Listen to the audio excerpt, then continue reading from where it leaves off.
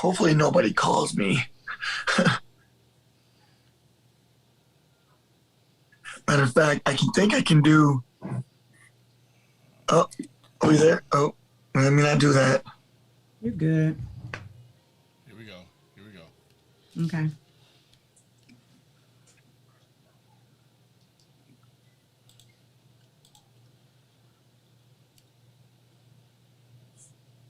There, Mike.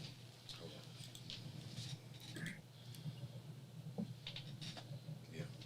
Hit pause. Hit pause. We already in.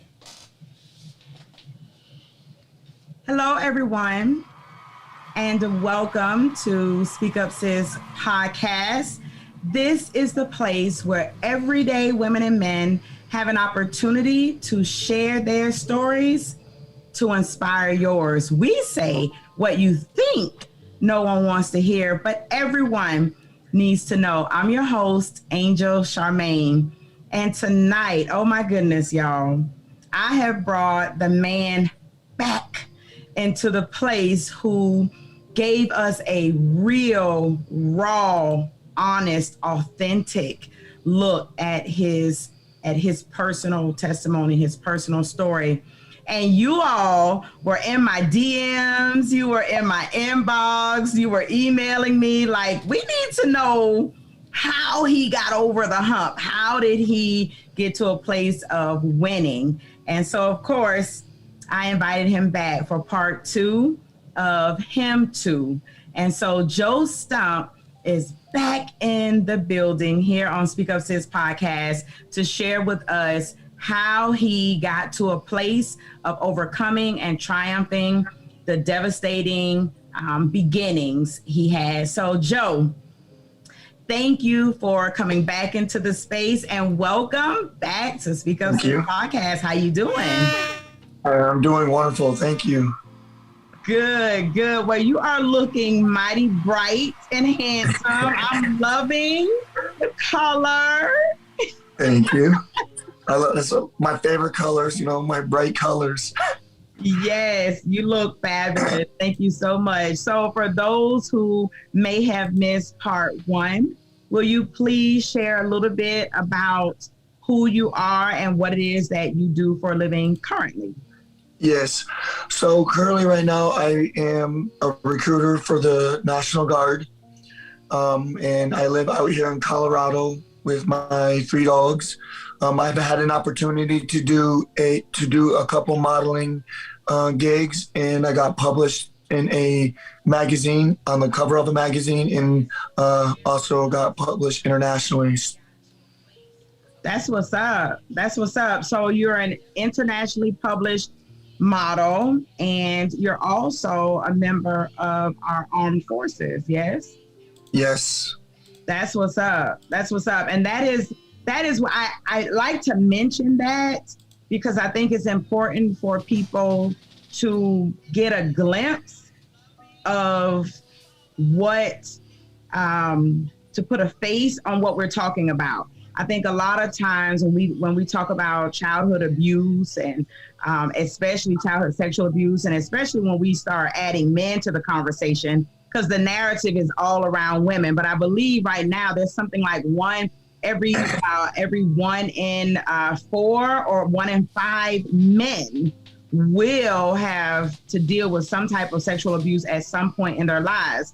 So I think it's important for people to see that no, childhood sexual abuse happens to many people, even people who are in the armed forces, people who are beautiful models, right? People who have these wonderful, fabulous lives have had to deal with this type of childhood trauma. So I appreciate you for choosing to come into the space and share.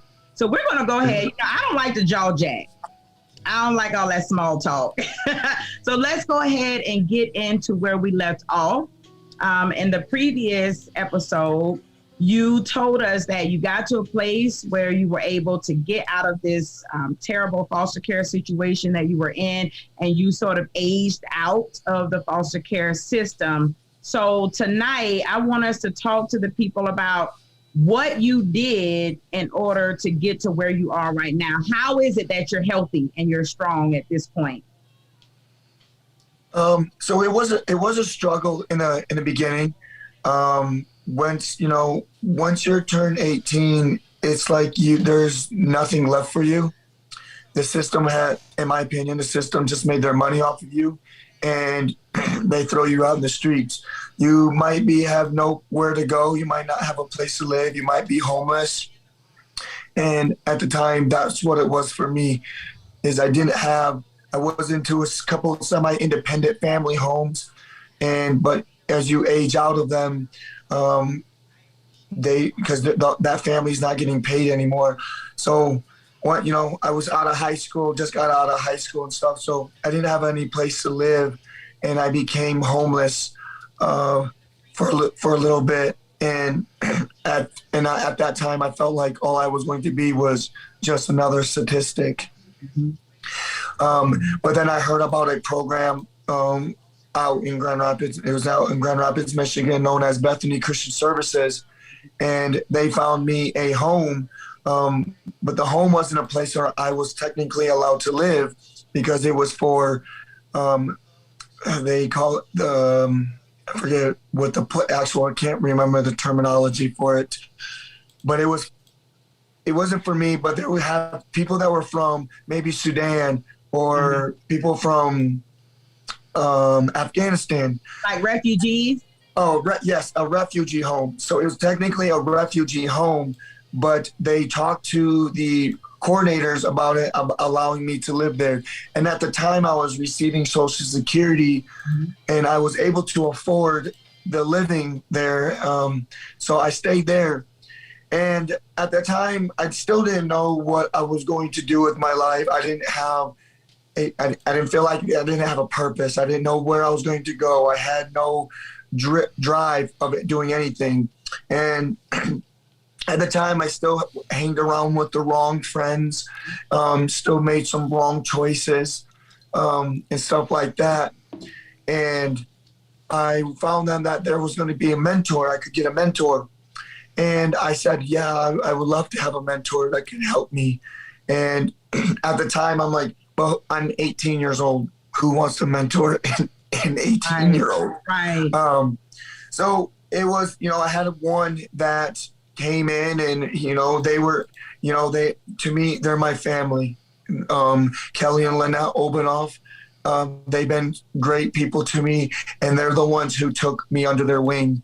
And I've known them now since I was 18 years old. So we're looking at 13 years now, and they've always been there for me no matter what. I still at the time kind of pushed them away and stuff like that, because they cared too much for me. They loved me too much, and I still did not understand why do people care for me? Why are people loving me? Because I never had that. So I still pushed them away, but no matter how many times I pushed them away, they were still always there. My goodness. I gotta sort of pause you right there for just a moment, because I think it's important for people who want to be allies, people who want to help those of us who have dealt with childhood sexual abuse or any type of abuse as a child, right? To understand that you gotta have some stick with itness. And it sounds like God placed you in a space with people with some stick with itness. So no matter how much you pushed against, kicked, screamed, don't hug me, don't love me, I'm not lovable, they were like, no, you getting all this love. And I think it's important for those who may be watching and you're wondering, how can I help? Oh my goodness, my heart is pouring out. I want to be an ally. Know that you got to have some stick with itness. And so I'm gonna give a round of applause to those people who saw you at that point in your life and said, no, we're not letting you go. And I think that is a huge benefit when you are a child who's aged out of the system and you have no one, for somebody to come along and stick it out with you. So, okay, so now you've got some people who are on your side. Are you still making some not so great choices? Oh no, I made great choices now. I've had a lot of people throughout my time always being there for me. It was the Bignall family, the King family. These are people that mean a lot to me, Right. and they've been there for me through thick and thin, through my ups and through my downs, through my good and through my bad. They've always been there for me no matter what, and that's what I consider my family. But at the time when I was still with everybody and known to everybody, I still was making the wrong choices and Right. stuff like that, and still didn't really care much and stuff. And I still didn't know what I wanted to do. I went to college for a little bit. But it just wasn't for me at the time. I still did not have that mentality of being an adult. Didn't know how to be one, and I took it. I went to found out. I had an aunt out in Texas that she offered me a place to live, and so I moved out to Texas, and it wasn't a great situation at all. And I went there. I probably lived there for about 4 or 5 months and got kicked out of the house. And then I moved right back. Again, the Obenoff family, Kelly and Lynette Obenoff, again, brought me back and paid for me to come back to Michigan. Wow. And, help me find a place to live and help me get back on my feet. And, they helped me with my first car. It was a 1989 Oldsmobile 88. You must have some fun in that car, because that smile you just gave and that laugh. Yeah, it was my first car, and I was excited and stuff like that. And I moved on with cars over time. Right. But as I started getting older and maturing and stuff like that, and I had a buddy of mine come up to me that I moved into with, and he was like, "Hey, do you want to move to Virginia?" And I'm like, "Virginia? Not really." And because I was still making poor choices, I was still doing certain drugs and stuff like that. Because okay, so and I'm going to jump in here, because we're going to get to the meat. You already know. Yeah, We're not glossing over nothing. We need some people to get free. Okay? You keep saying, I made some bad choices. Angel, I made some bad choices. Joe, I need to know, what do you mean by bad choices? And the reason I'm asking is because I know that there are many people like you and I'm a woman who dealt with childhood sexual abuse. You're a man who dealt with childhood sexual abuse. And so when we talk about making bad choices, I think it's important for people to understand what that looks like, so that when they look at themselves, they go, I can identify with that, right? And if he did those things, if he dibbled and dabbled in those things, and now look at him, I can do it as well. So I need you to expound a little bit on what those bad choices were, or at least a few of them. I was a pothead. And not a lot of people knew that. But I also did cocaine too.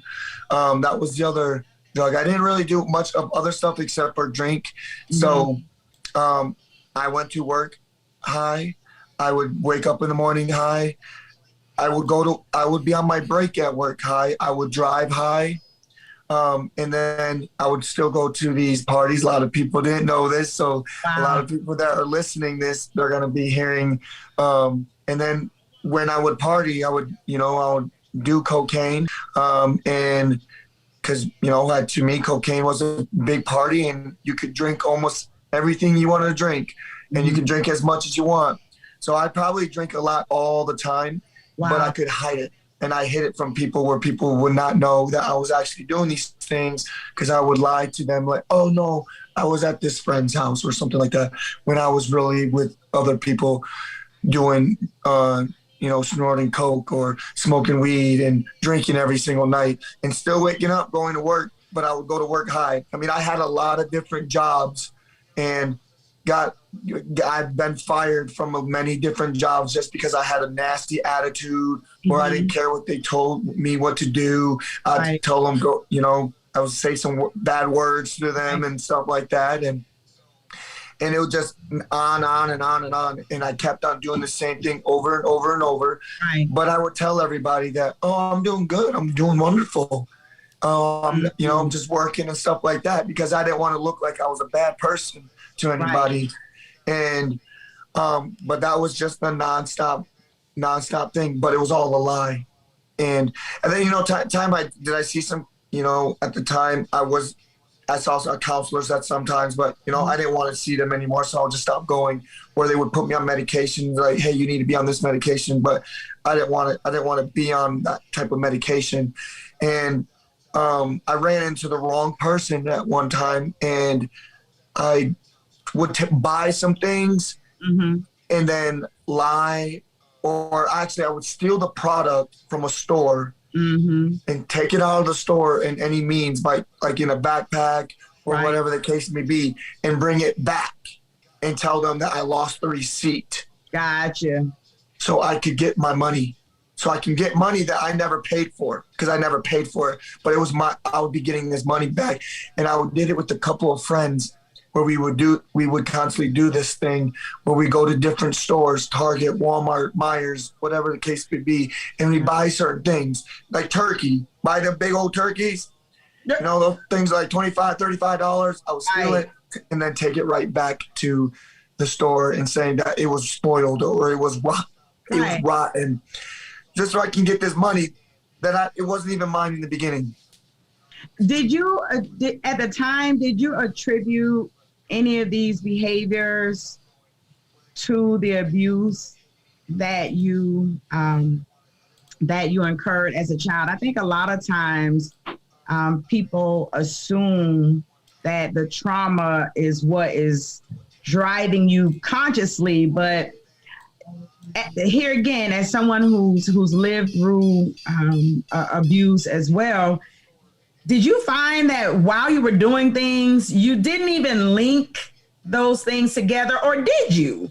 Did you think to yourself, I'm lashing out, I'm rebelling because of what happened to me or whatever, or were you just doing these things? It was both. Because it's like I grew up with not a lot of friends, and I thought the people who were my friends that I was doing these things were my friends. But in reality, they were never my real friends. Because if I was when I was in the slumps, they weren't there. They were only there to use me. So if that's all I was actually being used. But in my mind at the time, I thought they were my friends. Because we would hang out, we would smoke weed, we would party, we would do these things together, we would go to the bars and stuff at night. But they were not my friends. They were just using me to do these certain things so we can, but at one point, it got to a point where I'm like, I gotta stop.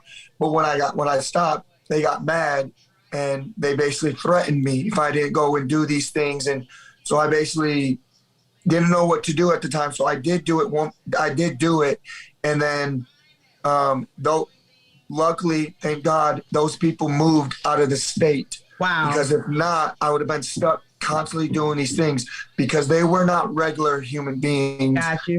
They were actually in gangs, right? And I did not know at the time what I was going to be able to do, but those people left, so I was refreshed once they left that I was able to move on. And that's when at the time I actually moved. That's when I actually moved to Texas at the time. Divine intervention. It's like not sometimes, God just knows, like, if I don't get him out of this, he ain't getting out, right? If I don't get him out. So my goodness. So tell me, you said that you realized I gotta stop. What happened? What was the thought process? Did something occur? What made you say, okay, this is enough and I gotta stop it? What brought you to that place? It was when I started realizing that one of my like, you know, all you are is being a statistic right now, and one day you're going to end up in jail, or you're going to end up in things. And then I'm looking around and I'm like, I got people who really do care for me, and I'm not, and they don't even know that I'm doing these things. And how would they feel what I'm doing at this time? How do you think, would I feel like they would, basically, how are they going to feel if I told them what I was doing? They're going to be disappointed at me. I know that they would still be there for me because of other things that I've done. They've always been there through me through thick and thin, never let me go, but they would have been disappointed. And that's when I got to thinking, I was like, I need to figure something else out. I need to get myself together. And I thought going to Texas was a good idea. And so I went, when I did that, it wasn't a good idea at the time. So I went back home and I just, basically it was back to the same thing again, going, you know, smoking weed, yada, and doing the same thing. And then that's when one of my friends was like, hey, do you want to move to Virginia? So that's when I moved to Virginia, and I was like, and that's when I actually got my first dog before I moved to Virginia. That's, you know, Vividus, my old man, who has been there through me, through thick and thin. You know, we've been homeless. We've been through so much in our lives, but he was the first dog that I rescued because they were going to put him down. Okay. And my buddy was like, do you want a dog? And I said, I would love to have a dog. And I got to have this dog before in the house and before I moved to Virginia. And that's when we moved to Virginia and my life started getting a little bit better. Cause so you got a service dog before you even knew you had a service dog. Right. He can be my service dog. Cause you know, when I'm down, he's there for me. When I'm up, he's always there for me. And we've been through so much together. As many times as people have told me, you need to get rid of the dog, because he was he's a big dog at the time, being an 84-pound black lab, you know, and nobody wanted a dog that weighs that much. Plus apartment complexes will be like, yeah, this dog weighs too much to be living here. So you can't have that dog here. So I lived in a lot of houses, and not houses. I rented a lot of rooms, and so sorry, I got my dogs in here. They came in here. So while you're settling with your babies over there, let me say this for those of you who may be new to Speak Up Sis podcast. I need you to understand that this space is designed for people to share their stories in order to inspire you to share yours. This is not a scripted format. This is not a place where I tell people how to share, or, you know, we don't manicure the sharing. We don't polish it up and make it cute for you. No, I invite people into this space so that they can overcome, so they can heal, and so they can help other people do the same thing, and to know that they can get through just like my guests can get through. So if you're watching this and you're expecting, like, I don't know what you're expecting. This ain't the show for that. So professional. Listen, this is a place of strength and healing. It's a safe space. And so I allow my guests to share whatever it is that they want to share and how they feel most comfortable sharing. So I just wanted to throw that out there. So sometimes you all may see a guest with some kids, you may see a guest with some puppies, but guess what? This man is doing something that many people just can't wrap around their heads to do. He has shared with us about childhood sexual abuse. And when we think about that, we typically think about women. The whole Me Too movement was about women, right?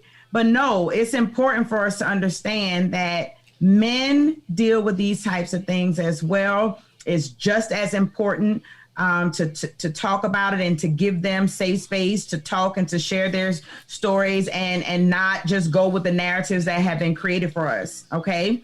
So I just wanted to throw that out there for those of you who may be new to the space so that you all are not judging my friend Joe.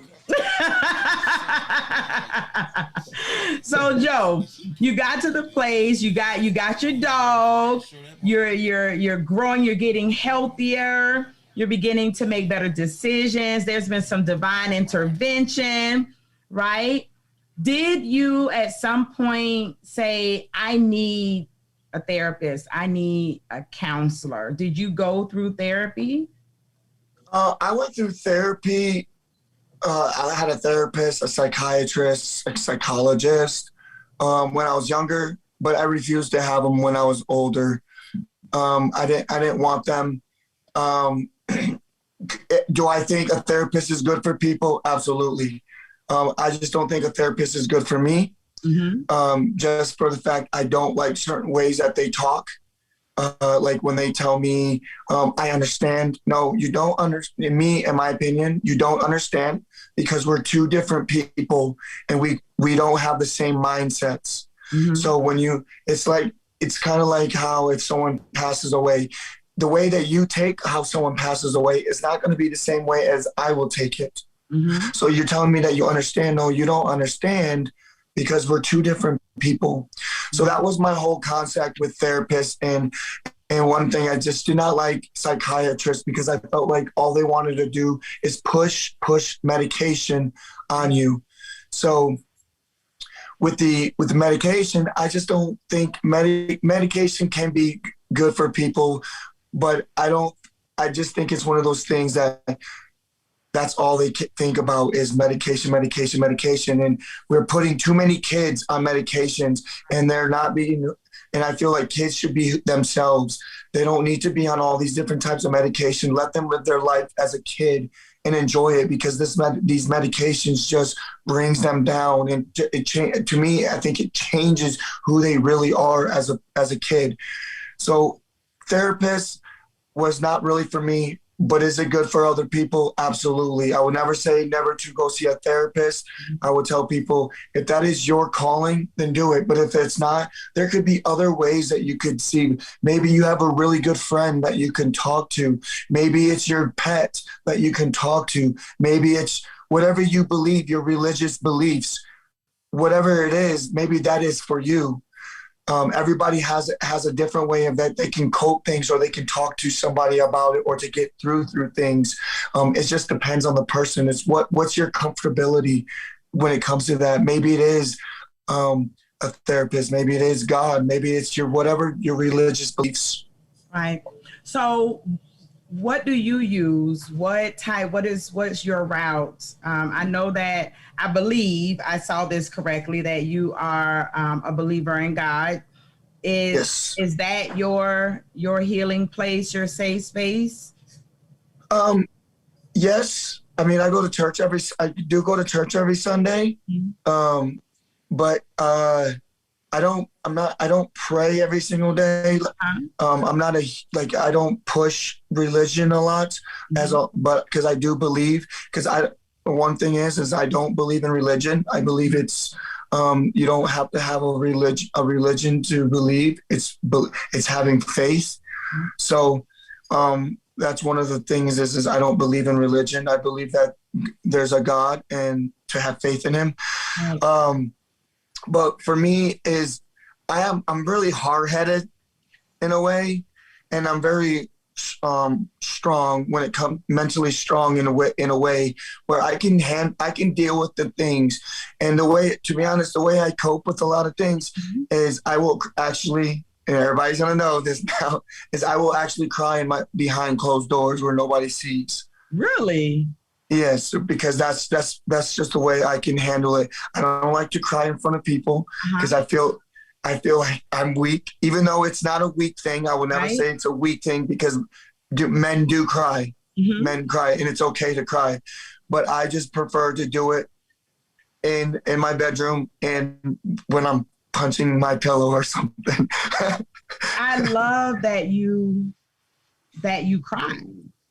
I mean, whether or not you cry in front of people or you cry to the puppies, you know, the fact that you release, I think that's what's important, is that the release takes place.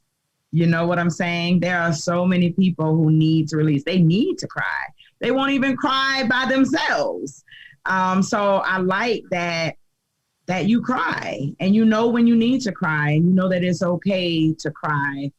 So I think that's a really good thing. You know how that is a difficult thing to get a lot of men to do, whether or not they're alone or with other people. So you're also a fitness guy, as we all can see from your Instagram, right? Yes. Is fitness a part of your healing journey? Do you use exercise as a healing technique? Yes. Exercising has been my coping for the last few years. I've got into it, back, a couple years ago. I probably only weighed about 150 something pounds. And, now I'm sitting at about 180. And it's been my coping to release stress, my depression. When I go to the gym, I get people tell me they're afraid to talk to me because they're intimidated by me. Mm-hmm. But I tell them you shouldn't be, because I'm a nice guy. When I'm at the gym, I'm focused at the gym. That's what I'm there for. It's like, I'm not there to be on my phone. I'm not there to be talking and stuff. Is it okay to talk to me? Yes. But that's what I'm there for, because that's for my go-to. I put my music in and I'm just focused on what I'm doing. And I think that's a good thing for a lot of people. I think whatever it could be, even if it's just walking outside or whatever, walking, your treadmill inside, lifting weights, yoga, whatever it is. I think that certain type of exercising is good for your body and your mind, just to release whatever you're dealing with. Could be stress, depression, hatred against somebody, whatever it is. I think fitness is a really good thing for a lot of people to do. And you don't have to be the most fittest person in the world. I don't go to the gym and see that there's a big person there. That I think that's amazing, that there's a big person at the gym that's trying to lose weight. And I think that's an amazing thing. I don't think anybody should be judged at the gym, because maybe they're struggling too. You never know what someone is actually struggling with unless you talk to them. Well, thank you, Joe, for not judging me when you see me at the gym. I'm just saying, I appreciate yeah, appreciate that you don't, that you don't judge us, BBWs when we show up in the gym. I appreciate that. I think it's me. I change who I am as a person all the way around. Now, can I get irritable at times? Does the past from what happened, can things trigger me? Yes, things can. Can I get irritable even at work? Yes, there are things that get me irritated, and sometimes I get frustrated really quickly. Mm-hmm. But at times I try to figure out how to deal with it. And that might be with me catching a little attitude. Mm-hmm. But it's not that I'm trying to, but at times, can I get angry at times? Absolutely. I still struggle with that, but I will walk away. Right. I learned how to walk away in the moment, because I don't want to explode. So by the only way that I can deal with if I'm getting too mad, mm-hmm. I'm going to walk away. And my biggest thing is there have been people who will escalate the situation, and I'll say, stop. You're causing too much. You're antagonizing the situation. Right. So my whole thing is I have to walk away. If that's even to get my car and drive away, to walk out or go outside of my work area and get some fresh air, I got to do that. I think that everyone should do that, because your past can still trigger things that happen on a day-to-day basis. But I feel like it just, you have to be strong. You have to be strong to deal with it. Now, I'm not saying I'm a perfect person, because I'm not perfect at all. Mm-hmm. I still can catch an attitude and still get really angry at people. But and that's when I will, sometimes when I say I cry, because that's when I will go close my door and I'll cry, because I'm like, I don't mean to be like that. I don't mean to be mad at someone like that, or to get angry or frustrated at someone. And at times I'll just ask God, I'm like, why am I like this? Can you help me? Mm-hmm. And I tell people, so people are listening, is it's okay to get angry and to get frustrated, but it's the way that you deal with it. Yes. That's the biggest thing. It's the way that you deal with it. So if you're going to take it on somebody, at least don't take it out on them. Go somewhere else and take it out on a pillow or your bed or whatever. Go hit a tree. Yeah, you might hurt your hands or something, but I mean, I'd rather have someone hit a tree than hit a person to cause damage to a person that it's going to hurt them.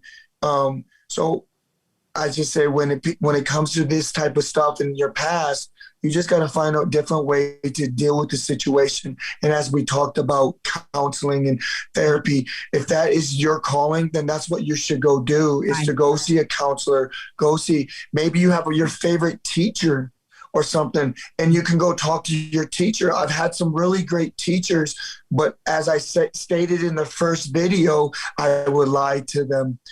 So, but I'm an adult now, and I understand what happened in the past. I cannot change it. You cannot change that. You only have to, you have to live for today, for tomorrow. That's the only way you're going to be able to keep on moving on, is to keep on focusing on the future. The future. What do you have going for yourself? If you have a dream, fulfill that dream. Keep following that dream. Because that's what I'm constantly telling myself. Is the military my last stepping stone? This is my last contract with them, because I want to get out and I want to fulfill something else. I believe I have so much goals, and my goal is like I said, I want to help other people to be able to accomplish. Like my goal is, I'm on Instagram, and people see is I'm always shouting, doing a shout out for people, because I want people to see what this company has to offer. What does Angel Charmaine have to offer the people? She's here to tell people our stories, to help get our stories out there, to maybe help other people that are struggling, that may have gone through what I've gone through. Because I will never say my past is worse than anybody's past, because it's not. But my past is my past, and your past is your past, and how we deal with it is a totally different way. But if you just have to figure a way how to deal with it that is going to be better for you. Right. Everybody can give you solutions and options, but at the end of the day, it's on you on how you can deal with that situation, or how you're going to control yourself when you come up with these situations. Right. I told you, so everybody, I told Joe and my studio, my wonderful studio people at King's Broadcasting Studios, Gary and Mike, they are the bomb. I was telling them when I first came on that I wanted my hair to be big and everything, because I was feeling like this big lioness energy, feeling really nurturing and just kind of protective. And I'm sitting here and I'm watching Joe talk, and it's like I'm getting to see him blossom right before all of our very eyes. And you just got so comfortable right there in that place. And I felt like there it is. That's like the sweet spot. Let me tell you, when you were talking, I didn't want to interrupt you because you were in that space. But I want to say to you that you are doing a fabulous job, and you are aware. Self-awareness, that's a huge thing to know that I'm getting angry right now and I'm getting ready to punch you in your mouth. So I'm gonna walk away from you. I don't think there's anything wrong with knowing that I'm angry or even getting angry. People who have never been abused in this way or any way get angry, right? There's nothing wrong with that. But for you to be aware and then to give yourself options, strategies, ways out to take the way out, right? So that you do no harm to other people. Listen, man, I want you to give yourself some grace. And I think I said this to you earlier. Give yourself some grace because you are doing a fabulous job. I am honored to have met you in this space, to continue getting to know you and all of these wonderful things. I want to ask you this about the previous episode, because I think sometimes there's a roadblock for people, especially men. I'm gonna say people in general, but I think I don't know because I'm not a man, but I would think this may be an issue of sharing and hearing what people had to say about your sharing. When you shared the first time, because that first one, if you have not listened to the first episode, you got to listen to it to hear sort of the heart of his story, okay, his beginning. But after you shared that, did you get backlash? Did you get any type of negative feedback, or was it positive? What was the feedback after that first episode? Actually, I got no negative feedback. A lot of people, they really liked my story and they want to know more. They want me to go in more detail because, like, I can't tell you my whole story in an hour and a half. I can't do it all because it's so much. Right. Like, I could sit here for days to tell you. It's like, anybody heard the book called The Child Called It by Dave Meltzer? It's like his story. He had to write a book and he's out here doing speeches about his past. And it's just like that. My story is like his story, but it's different. He has to write a book and several different books for you to understand what he went through throughout that. Now, I don't have the memory anymore that I can remember of it because of too much brain damage from, being hit as a child and stuff. So I can't remember every single thing, but I can remember certain things. But the people were like, hey, you helped me to enlighten myself. You helped me be able that I can speak about it. You helped me be able to overcome what I'm dealing with.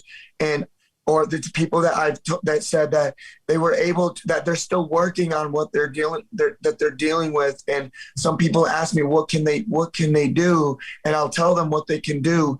I give them suggestions, but I said, at the end of the day, it's on you.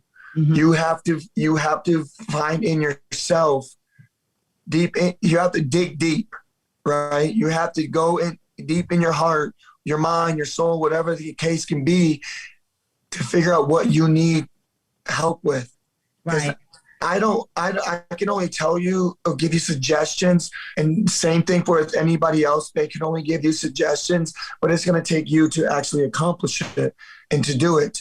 And so I had really great feedback that people were like, when's part 2 coming? When's part 2 coming? And I was like, it's coming. Just be patient.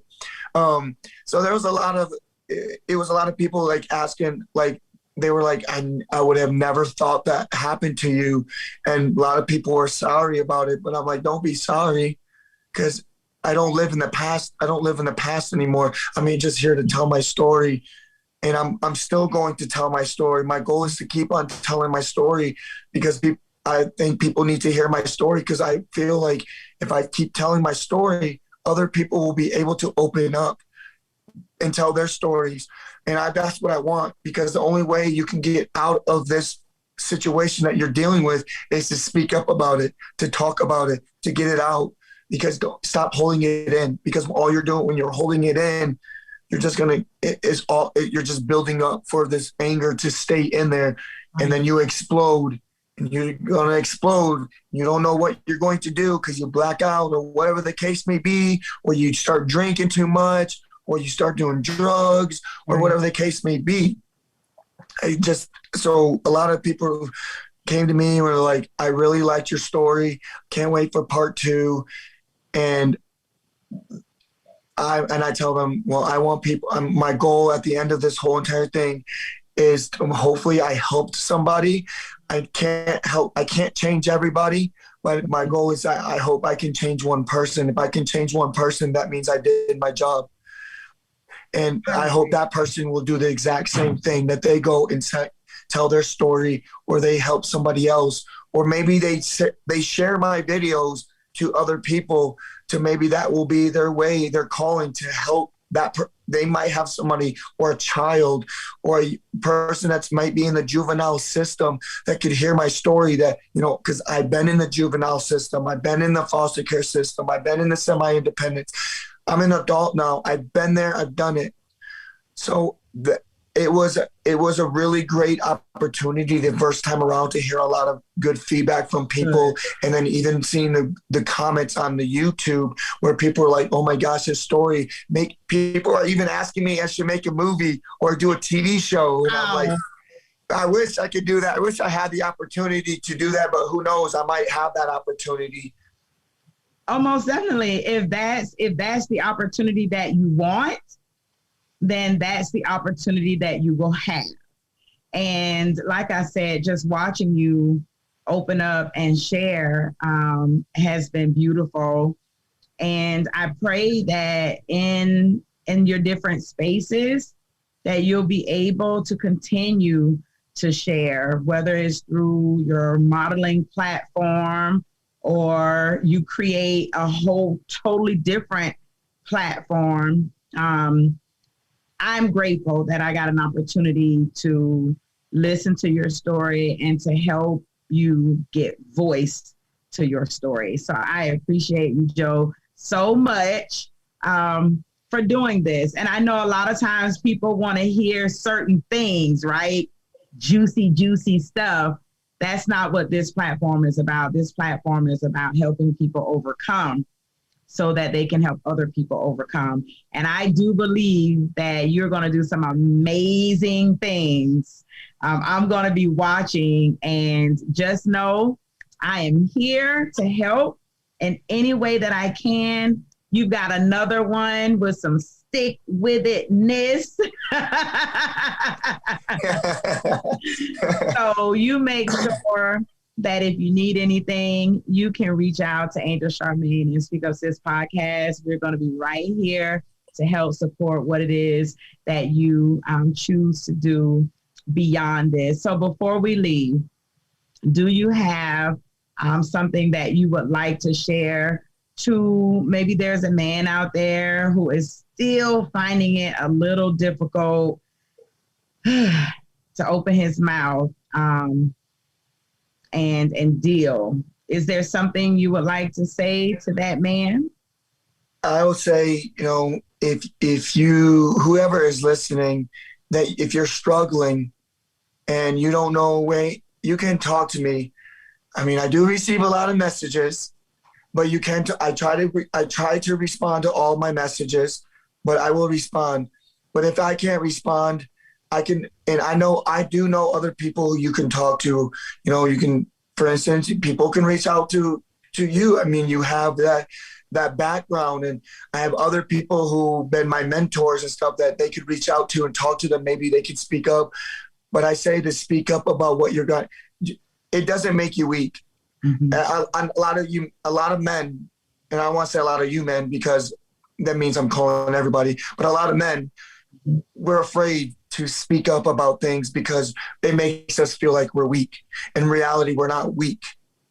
We are actually a stronger person when we do speak up about our past, or we speak about when we are wrong, or we speak about that we are angry. That it takes a strong man to be able to do that.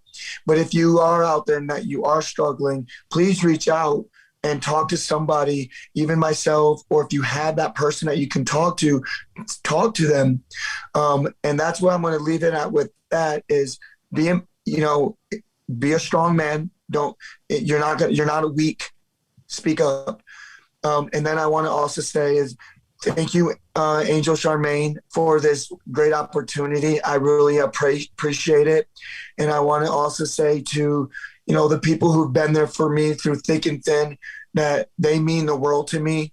And there's nothing I could do to repay them back because they've done so much for me. And I love them from the bottom of my heart. And I'm going to keep on showing them that I'm going to keep on bettering myself because I still have room for improvement. I'm going to keep on bettering myself. But I want to say that I love the Obanov family. I love the Bignall family. And I love the King family and everybody else who's been there for me. They mean the world to me. And again, thank you, Angel Charmaine, for this wonderful and great opportunity. That's what's up, brother.